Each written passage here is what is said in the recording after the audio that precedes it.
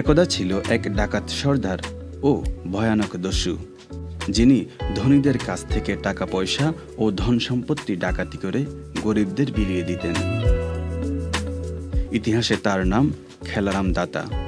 কেউ কেউ বলেন খেলারাম দত্ত বা খেলারাম দাদা। খেলারাম ছিলেন জমিদার, কারো মতে ভয়ানক দস্যু। কথিত আছে খেলারাম দাতার বাড়ি থেকে ইছামতি নদীর পার পর্যন্ত একটি সুড়ঙ্গ পথ ছিল। নদীপথে ধন সম্পত্তি এনে এই সুড়ঙ্গ পথেই বাড়ি নিয়ে আসতেন তিনি। সেখান থেকে গরিবদের মাঝে ধন সম্পদ বিলিয়ে দিতেন। দস্যু হলেও তিনি ছিলেন অত্যন্ত ধার্মিক। পূজা অর্চনার জন্য একটি মন্দির নির্মাণ করেছিলেন।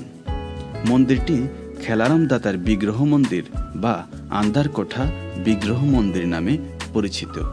আজ দেখাবো ইতিহাসের সেই খেলারাম দাতার বিগ্রহ মন্দিরটি।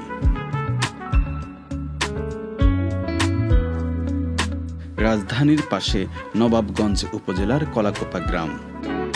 একদা যে গ্রামটিকে ঘিরে ছিল জমিদারি শান শওকত ও আড়ম্বর জৌলুস, সেটি এখন নীরবতার ছাদরে আচ্ছাদিত। নবাবগঞ্জ উপজেলা শহর থেকে একটু সামনে গেলেই মেইন রোডের পাশে একটু হাঁটলেই দেখা মিলবে খেলারাম দাদার কোঠা।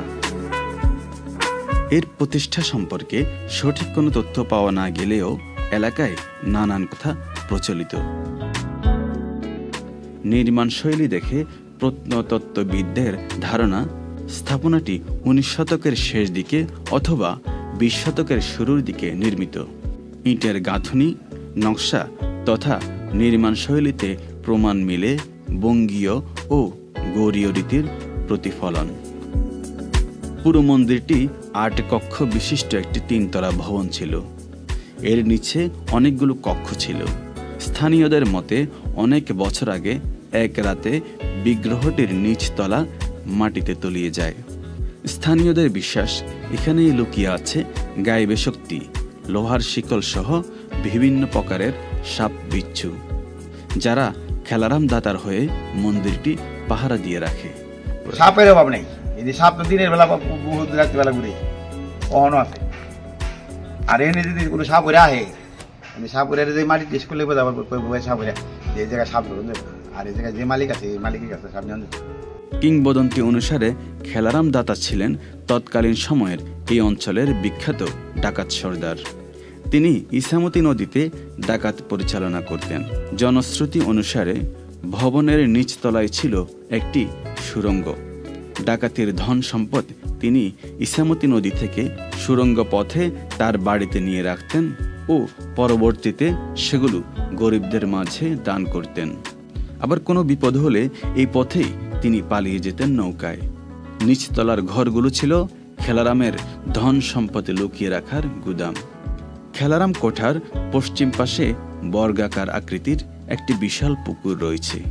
খেলারাম এই পুকুর খনন করেছিলেন এলাকার মানুষের পানির যোগান দেওয়ার জন্য। কথিত রয়েছে এই পুকুরে সাধারণ মানুষ এসে কিছু চাইলে তার আশা শতভাগ পূরণ হতো।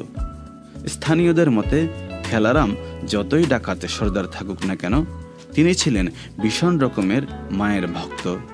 মা যা আদেশ করতেন তাই পালন করতেন খেলারাম।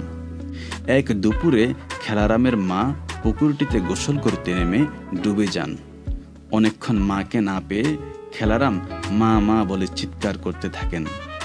মাকে খুঁজে না পেয়ে মায়ের সন্ধানে পুকুরে ডুব দিলে আর কোনোদিন তাকে খুঁজে পাওয়া যায়নি।